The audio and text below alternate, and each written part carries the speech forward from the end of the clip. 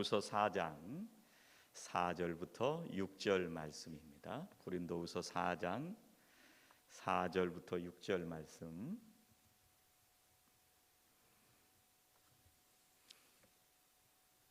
같이 한 목소리로 봉독하시겠습니다.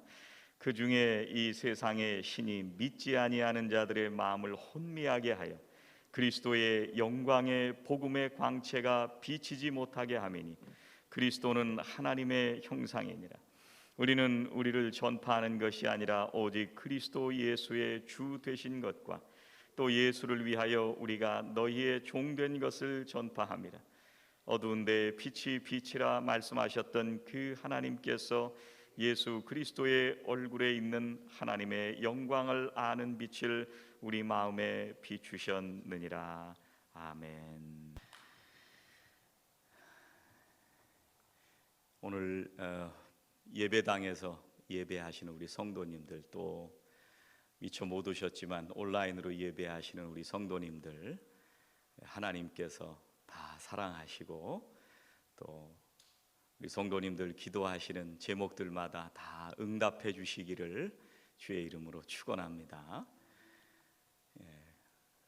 1년여 만에 이렇게 또 예배당에서 하나님께 예배 드리게 돼서 너무 감사하고요.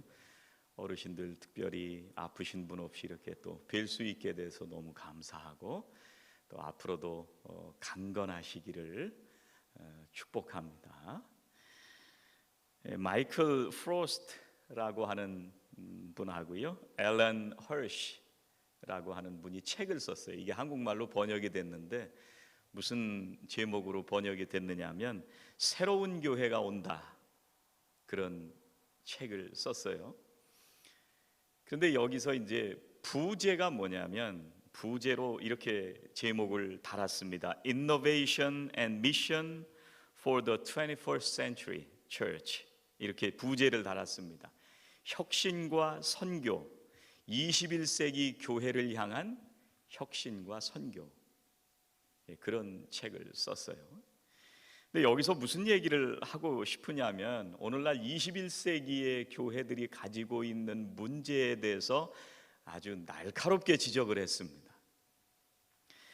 그래서 성경에 있는 복음, 주님께서 우리들에게 주셨던 복음은 세상을 향해서 가라 이렇게 선포하시는데, 그런데 교회 건물은 그 안에 머물러 있어라 이렇게 얘기한다는 거예요. 21세기 교회가. 성경에 있는 복음은 잃어버린 자들을 찾아가라 이렇게 명령을 하시는데, 교회는 잃어버린 자들이 교회로 찾아오게 해라 이렇게 말을 한다는 거예요. 지금 현대 교회들이 가지고 있는 그런 상황을 아주 예리하게 지적해 준 그런 책입니다. 그러면서 무슨 얘기를 하냐면요, 예수님 당시에 낚시를 했잖아요. 어부들이 고기잡이를 했잖아요. 지금도 고기 잡는 걸 좋아하시는 분들이 계신데, 우리가 낚시한다 그러면 대부분 어떻게 생각이 되냐면 낚싯대에다가 끝에 찌를 달아가지고 한 마리씩 건져 올리는 걸 생각하잖아요. 그래서 예수님께서 내가 너희를 사람을 낚는 어부가 되게 하리라 이렇게 말씀을 하신 거를 우리는 흔히 어떻게 상상을 하느냐면 한 사람 한 사람 예수 믿게 하는 걸로 그렇게 상상을 합니다. 그런데 이 성경에 나오는 이 이스라엘에서 어부를 하던 이 사람들이 하는 낚시는요, 어떻게 낚시를 했냐면 그물을 던져서 한꺼번에 끌어올리는 낚시였어요. 그래서 예수님 시대의 고기잡이는요, 낚싯대를 사용하지도 않고 릴을 사용하지도 않고 1대1로 하는 작업이 아니었습니다. 그물을 던져서 바다 밑에까지 훑어서 물고기를 다 잡아 올리는 그런 방식이었는데, 그래서 고기잡이를 성공하는 방법은요, 물론 기술적으로 조류라든지 기상이라든지 이런 것도 잘 알아야 됩니다. 분명히 잘 알아야 되지만 더 중요한 문제는 그물이 튼튼하냐 하는 것이 더 중요한 문제였습니다. 그래서 고기 잡는 제자들은요, 대부분 많은 시간을 호수 위에서 보내는 것이 아니라 그 호수에 나가서 물고기 잡는 것을 위해서 그물을 튼튼하게 기우는, 뚫어진 곳을 잘 깁는 그런 일들에 많은 시간을 보냈다고 합니다. 여러분, 오늘 이 시대에 우리가 복음 때문에 여기 앉아 계십니다. 그런데 그 복음을 전하는 사명을 가지고 우리가 세상을 향해 나아갈 때 어떻게 해야 되느냐? 이 시대에 우리가 써야 하는 그물은 뭐냐? 그 그물은 우리 성도들이 일상적인 생활 속에서 사람들과 가진 관계입니다. 관계. 하나님께서 우리들에게 만나게 하시고 하나님께서 우리들에게 보여주신 그 사람들과의 친밀함, 그 사람과 거리끼지 않고 불편한 문제가 생기지 않고 내가 좀 손해를 보더라도 그 사람을 받아줄 수 있고 그래서 그 사람과 깊은 교제가 이루어지는 친밀감, 이게 그물이에요.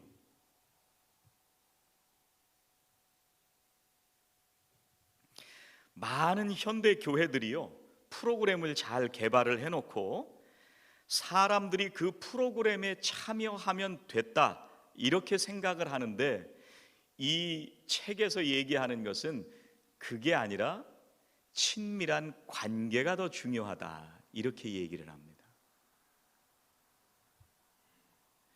그래서 중요한 거는요, 우리가 만나는 사람들에게 얼마나 관심을 가지고 있느냐, 이것이 중요합니다.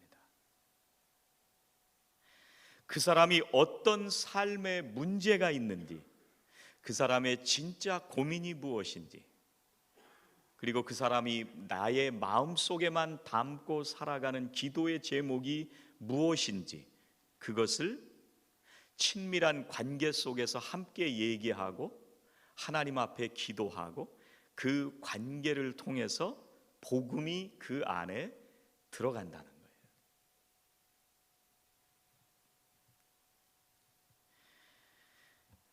우리가 사람들을 만날 때 사람들이 얼마나 아픈지, 그리고 그 사람들이 무엇이 절실히 필요한지, 우리가 그런 것에 더 많은 관심을 가져야 한다는 말씀입니다. 우리가 세상에 살아가는 동안 우리가 일하는 일터에서 또 우리들의 직장 가운데서 우리가 신앙인으로 바르게 살아가느냐의 척도는 뭐냐면, 우리가 함께 일하고 있는 사람들, 우리가 함께 직장 생활하고 있는 주변의 동료들, 또 우리가 함께 속회를 이루고 있는 속회의 식구들, 우리 교우들, 이분들의 정말 아픔이 무엇인지 그것을 깊이 이해하고 신앙인으로 그 안에서 복음을 전하는 것이 21세기의 선교가 되어야 합니다. 그래서 중요한 것은 우리가 거듭난 사람답게 살고 있느냐가 중요합니다. 내가 거듭난 사람처럼 살고 있느냐, 이게 중요합니다. 내가 예수 믿는 사람으로 살고 있는가, 내가 운영하는 일터를 선교지로 내가 생각하고 살고 있는가, 내가 다니는 직장 속을 선교지라고 내가 생각을 하고 있는가, 내가 이웃의 필요를 채워주는 진짜 그리스도인의 삶을 살아가고 있는가, 그게 더 중요한 문제라는 것. 여러분, 우리 교회는요, 앞으로도 계속해서 성경적인 교회를 세워 나갈 것입니다. 근데 문제는 그 성경적인 교회를 누가 세우느냐 하면 우리가 세우는 것이 아니라 하나님께서 세우신다 이렇게 말씀하셨습니다. 여러분, 유명한 말씀이죠. 마태복음 16장 18절 말씀 보시면 주님은 뭐라고 말씀하시냐면 내가 이 반석 위에 내 교회를 세우겠다. 베드로의 고백 위에 교회를 세우겠다고 말씀하시는데 누가 세우시는 거예요? 주님이 세우시는 겁니다. 그리고 사도 바울은 에베소서에서 이렇게 분명히 고백합니다. 에베소서 2장 21절, 그의 안에서 건물마다 서로 연결하여 주 안에서 성전이 되어가고 너희도 성령 안에서 하나님이 거하실 처소가 되기 위하여 그리스도 예수 안에서 함께 지어져 가느니라. 교회가 함께 지어져 가는데 누구 안에서요? 예수 그리스도 안에서 지어져 가는 거예요. 그래서 하나님이 거하시는 교회가 되기 위해서는 그리스도 안에서 서로 연결되어서 뗄래야 뗄 수 없는 관계로 하나님께서 함께 지어 가시는 겁니다. 이게 교회입니다.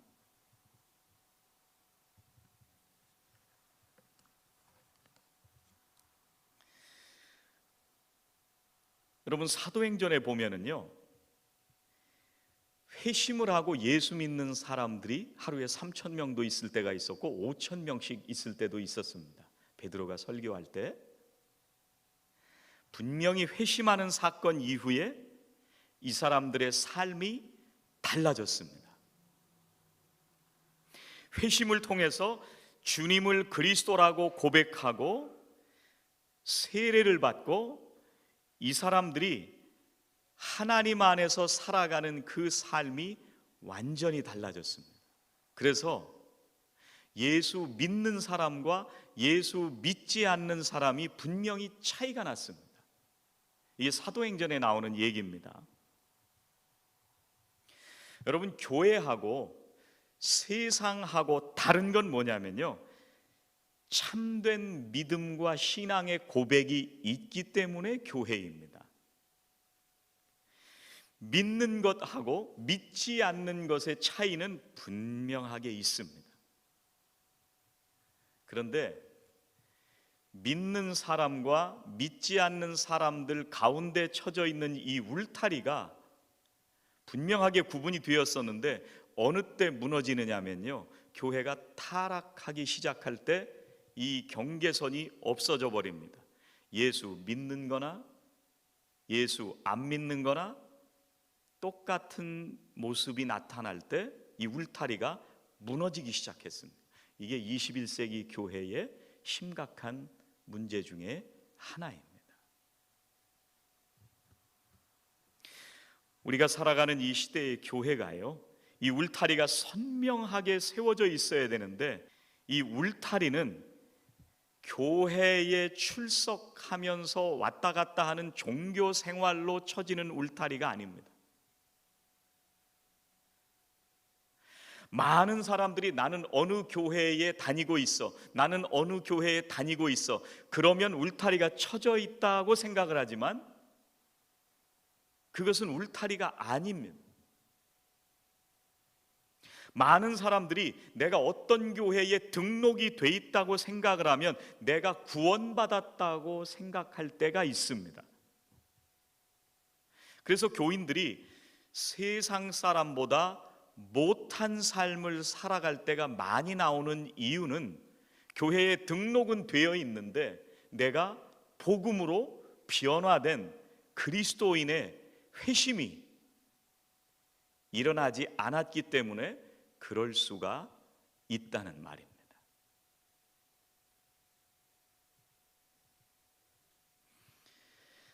예수 믿고 우리가 계속해서 성령의 인도하심으로 성숙해져 가는데, 그런데 5년이 지나고 10년이 지나는데 그대로 있다.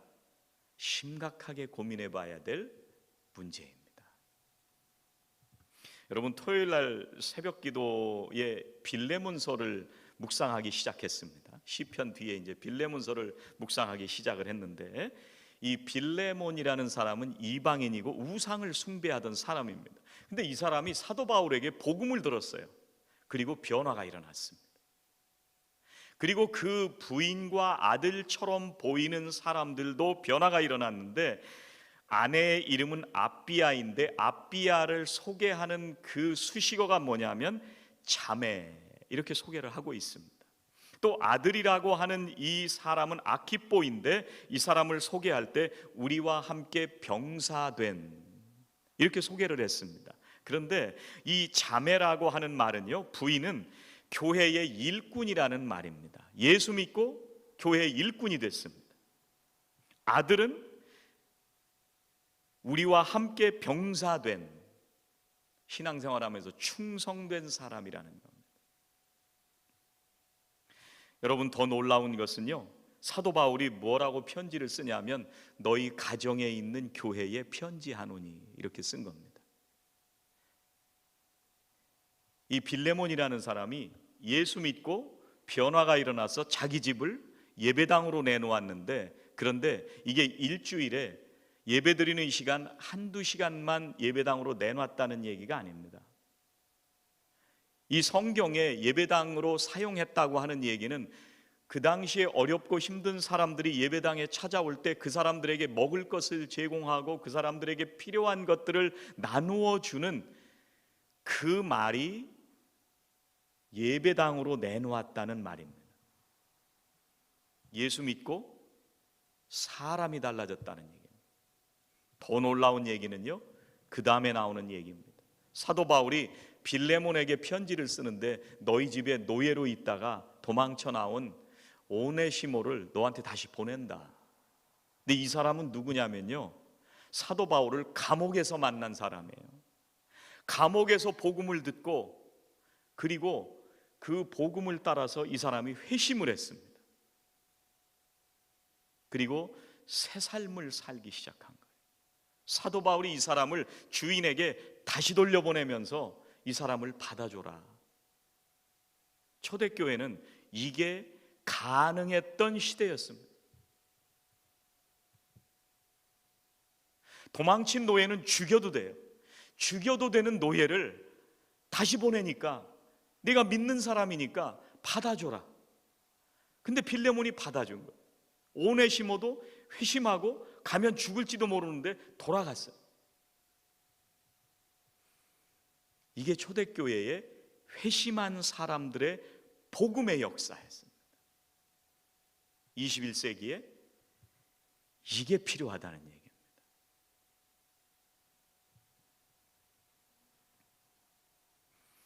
현대는요, 회심이 일어나는 경우를 보기가 드물어졌습니다. 물론 우리가 모든 사람이 거듭나고 회심했다고 하는 것을 우리가 확인할 수는 없습니다. 그러나 짐작해 볼 수는 있지만 확실히 정확하게 알 수는 없습니다. 그런데 회심을 통해서 신앙을 고백하고 세례를 받는다고 하는 것은 오늘날 현대 시대에 잘 일어나지 않는 일입니다. 사도행전 2장 47절에 보니까요, 예루살렘 교회가 어땠는지 하는 것을 우리들에게 말씀하시는데, 하나님을 찬미하며 또 온 백성에게 칭송을 받으니 주께서 구원받는 사람을 날마다 더하게 하시니라. 구원받는 사람을 날마다 더하게 하셨대요. 초대교회 구원받는 사람을 날마다 더하게 하셨는데 이걸 어떻게 알게 됐을까요? 매주 와서 밥 먹고 가면 구원받는 사람들이 날마다 늘어났다고 그렇게 성경에 썼을까요? 매주 온라인으로 예배하고 있으면 구원받았다고 얘기할 수 있을까요? 물론 그것이 기본입니다. 우리가 예배당에서 예배하고 온라인으로 시간을 지켜서 마음과 뜻과 정성을 다해서 예배하는 것은 구원받은 사람의 가장 기본적인 일입니다. 여러분, 찬양을 매주 내가 하고 있다고 거듭난 사람일까요? 심각하게 고민해 봐야 됩니다.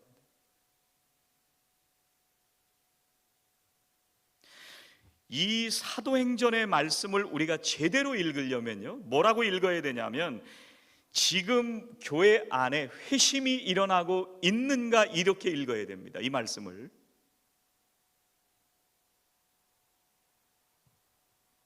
심지어는 내 스스로도 내 자신의 영혼을 위해서도 내가 정말 거듭났는가? 내가 정말 회심하고 있는가?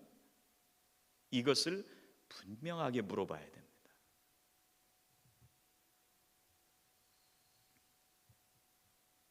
서두에 말씀드렸던 이 마이클 프로스트와 앨런 허시의 얘기를 다시 한번 다른 얘기를 말씀을 드립니다. 이분들은 그래서 중요한 것은 울타리가 아니다, 샘이라고 생각을 해야 된다. 샘, 물이 솟아나는 샘 있잖아요. 샘이라고 생각을 해야 된다. 왜 그러냐면요, 이 농부들이 울타리를 세워서 가축을 보호하면은요, 이 양들도 치고 소떼도 키우고 그렇게 합니다. 그런데 농장이나 이 목장이 어마어마하게 넓은 호주와 같은 그런 나라에 가면은요, 울타리를 친다는 것이 불가능하대요. 그래서 농부가 어떻게 하느냐 하면 샘을 파서 물을 공급하게 되는데, 그러면 가축들이 다른 데를 가지 않고 그 샘에 몰려든다는 거예요. 샘에 몰려들어와서 죽지 않으려고 절대로 샘에서 떠나지 않으려고 한답니다. 상상이 되시죠? 깨끗한 물이 계속해서 솟아나는 그 샘물이 공급되는 한 가축들은 다른 데 가지 않고 샘물로 모여드는 거예요. 이게 교회라는 거예요. 샘은 그리스도인.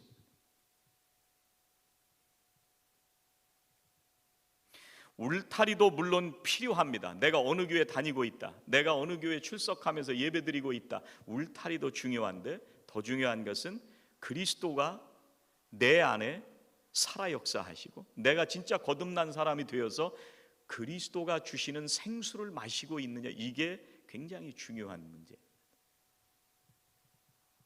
어떤 사람들은요, 내가 울타리 안에 있는지 울타리 밖에 있는지도 모르는 사람들도 있습니다. 거듭났지만 확신이 없는 사람들도 있습니다. 교회라고 하는 울타리 안에 살아가기는 하지만 잘못 생각하면 어떤 분들은 나는 교회 다니고 있어, 니들은 교회 안 다니지? 심지어는 이렇게까지 생각하는 사람들이 있습니다. 이렇게 생각하는 사람들이 어떤 사람들이에요? 유대인들이었습니다. 그래서 나는 하나님이 선택한 선민이고 너희들은 이방인이야, 울타리를 딱 쳤는데 주님께서 뭐라고 하셨어요? 이 외식하는 자들아, 이렇게 말씀하시는 거예요. 우리가 정말 예배드리면서 교회 와서 하나님을 경배하고 찬양하면서 회심하지 않으면, 우리가 정말 매일 변해가지 않으면, 성령으로 우리가 성화되어 가지 않으면, 그러면 우리가 그리스도의 샘물을 마시고 있는지를 깊이 고민해 봐야 돼요.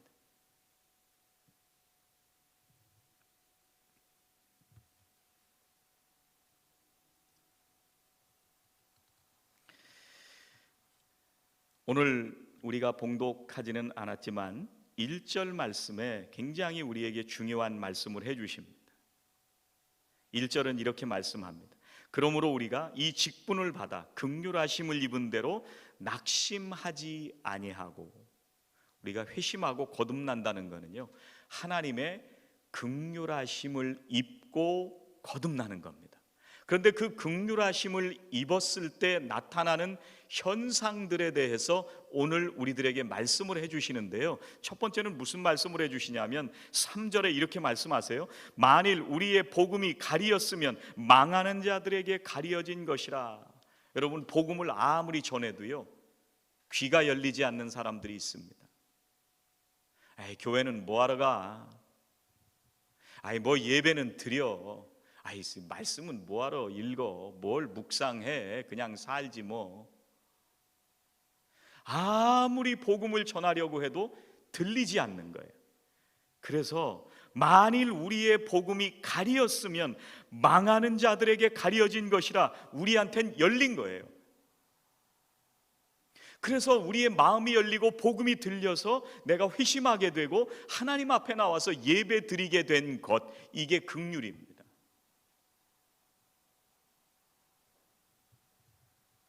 그래서 우리들은요, 우리가 만나는 사람들이 회심했는지 안 했는지, 하나님께서 그 마음을 열어주시는지 열어주시지 않는지 우리가 구분할 수가 없습니다. 그래서 우리들은 누구에게든지 복음을 전해야 되는 거예요. 누구에게든지. 그래서 우리가 복음을 전할 때 하나님께서 열어주시면 받아들이는 겁니다. 그게 우리의 사명입니다. 두 번째, 하나님께서 우리들에게 긍휼을 주시는데 4절, 오늘 읽은 4절 말씀에 그 중에 이 세상의 신이 믿지 아니하는 자들의 마음을 혼미하게 하여 그리스도의 영광의 복음의 광채가 비치지 못하게 하매니, 사도 바울이요 사탄을 뭐라고 얘기를 했냐면 세상의 신이, 이렇게 얘기를 했습니다. 세상의 신이 예수 안 믿는 사람들의 마음을 혼미하게 만들었다는 거예요. 그러니까 세상의 신에 붙들리지 않고 그리스도의 복음이 들린 사람은 긍휼입니다. 그런데 이 세상의 신이 뭐냐면요, 세상의 신은 이 세상에 있는 동안에만 영향을 미칠 수 있는 신입니다. 이게 세상의 신입니다. 사탄이에요. 사탄은요 영원한 생명을 우리들에게 줄 수도 없고 우리에게 허락하신 영원한 생명을 빼앗아 갈 수도 없어요. 그러니까 이 사탄이 하는 일은 뭐냐면 사람들의 마음을 다치게 해서 복음을 못 듣게 하고 계속해서 세상 거에만 몰두해서 살아가게 하는 것이, 이것이 세상의 신이 하는 일이에요. 우리가 육신을 입고 이 세상에 살아가는 동안 그렇게 만드는 거예요. 이 세상의 신이. 주님을 사랑하지만 세상을 더 사랑하게 만듭니다. 주님을 섬기지만, 주님을 예배하지만, 그렇지만 세상을 더 섬기게 만듭니다. 사탄이 이 우리들의 마음을 미혹해서 주님의 마음을 가지지 못하도록 우리를 흔들어 놓는 것입니다. 그래서 긍휼이 뭐냐면요, 사탄에게 이 미혹당하고 주님보다도 세상을 더 사랑하는데, 그런데 성령님의 인도하심을 따라서 우리의 눈이 열려서 주님을 다시 보게 되고 하나님 앞에 회개하고 회심하고 돌아서게 하는 것, 이게 긍휼이에요. 5절은 이렇게 긍휼을 말씀하고 있습니다. 5절 말씀, 우리는 우리를 전파하는 것이 아니라 오직 그리스도 예수의 주 되신 것과 또 예수를 위하여 우리가 너희의 종된 것을 전파하리라. 우리가 전파하는 게 있는데요, 예수 그리스도가 나의 주인이시라고 하는 것을 전파한다는 겁니다. 그리고 또 그 말씀에 뭐라고 말씀을 하시냐면 우리가 너희의 종된 것을 전파한다, 이렇게 말씀하고 있습니다. 그리스도인들이, 우리가요 세상 사람들을 섬기는 이유는 내가 그 사람에게 종이 됐기 때문에 섬기는 게 아닙니다. 우리가 그 사람들을 섬기는 이유가 뭐냐면요, 예수님 때문에 주님이 나의 주님이 되시고 내가 회심을 하게 되고 내 안에 경험하게 하신 그리스도의 사랑이 있기 때문에 그 사랑에 붙들려서 다른 사람들을 섬기는 종으로 살아간다, 이걸 전파한다는 거예요.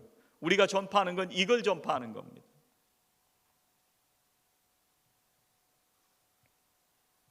예수를 위하여 내가 당신의 종이 되겠습니다. 당신을 내가 섬기고 사랑하겠습니다. 이게 긍휼입니다. 그래서 하나님을 사랑하는 사람, 예수 그리스도가 주인된 사람은요, 그리스도 안에서 다른 사람들의 종이 되어 사랑할 수밖에 없습니다. 우리가 그런 얘기 할 때가 있어요. 아이, 그 권사님 잘 모를 때는 참 좋은 사람인 것 같은데 이 날이 갈수록 알고 나니까 참 실망이네. 우리가 신앙생활을 이렇게 하면 안 됩니다. 날이 갈수록 그 사람 참 진국이네. 날이 갈수록 그 사람 참 보배롭네. 날이 갈수록 그 사람 참 귀하고 신앙이 깊은 사람이네. 이렇게 느껴져야 됩니다. 이게 긍휼입니다. 오늘 6절에서 긍휼을 이렇게 말씀합니다. 6절, 예수 그리스도의 얼굴에 있는 하나님의 영광을 아는 빛을 우리 마음에 비추었느니라. 이게 이제 사도 바울 얘기입니다. 사도 바울이 다메섹으로 가다가 예수님을 만나고 눈이 멀잖아요. 강한 빛에 붙들립니다. 그때 눈이 멀어버립니다. 그때가 정오라고 얘기를 했거든요. 정오면은요, 햇빛이 가장 강력할 때인데 그 햇빛보다 더 강력한 빛이 이 사도 바울을 사로잡았습니다. 그리고 눈이 멀었습니다. 사도 바울은요, 예수님을 만날 때까지 세상의 모든 일들이 제일 중요한 사람이었어요. 세상을 바라보고 자기의 신조를 믿고 살아가던 사람이었는데 주님을 만나고 나서 이 사람이 회심을 했습니다. 여러분, 사도 바울 잘 아시지만 너무나도 철저하게 신앙생활을 하던 분입니다. 가문도 좋았습니다. 그랬던 사람이 예수 그리스도를 만나는 순간 빛을 발견한 거예요. 지금까지 내가 추구하면서 살아왔던 그 모든 삶을 잘못됐다고 생각이 들고 깨달음이 오고 하나님의 긍휼하심을 잊고 이제는 예수 그리스도의 복음만을 전하면서 죽음을 불사하고 복음을 전하는 사도로 변화가 됐습니다. 이게 회심입니다.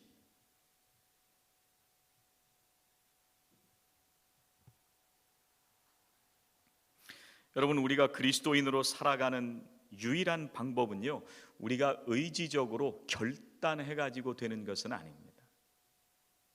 하나님께서 우리에게 이런 놀라우신 긍휼을 먼저 베풀어 주셨기 때문에 우리가 하나님 앞에 나왔습니다. 여러분, 이 시대에 믿는 자와 믿지 않는 자의 분명한 경계가 다 무너졌습니다. 교회 다니지 않는 사람보다도 못한 삶을 살아간다고 욕먹을 때가 비일비재합니다. 이 시대에 우리가 어떻게 살 것인가? 내가 정말 거듭난 사람으로 살고 있는가? 또 나에게 만나게 하신 그 사람이 거듭난 사람인가? 깊은 관심을 가지시고 하나님께서 우리에게 먼저 허락하신 그 긍휼을 따라서 매일매일 복음을 증거하고 여러분들의 모든 관심이 거듭남에 관심을 가지고 이 세상 가운데 정말 하나님의 긍휼하심을 증거하며 살아가는 저와 성도 여러분들이 다 되시기를 주의 이름으로 축원합니다. 기도하시겠습니다. 하나님, 오늘도 주님 앞에 불러주셨습니다. 하나님의 긍휼하심이 아니었으면 이 자리에 나올 수 없었는데 저희들에게 빛을 비추시고 우리의 마음을 여시어서 복음을 듣게 하여 주시고 그 거룩하신 복음으로 우리가 회심하게 하여 주시고 하나님 앞에 다시 한번 새 사람으로 살게 하여 주시니 감사합니다. 하나님, 믿는 사람과 믿지 않는 사람의 경계가 무너진 이 시대 속을 살아가면서 하나님, 이 시대에 정말 회심한 사람의 증거가 우리의 삶을 통해 나타나는 모든 성도님들 되게 하여 주시옵소서. 예수님의 이름으로 기도하옵나이다. 아멘.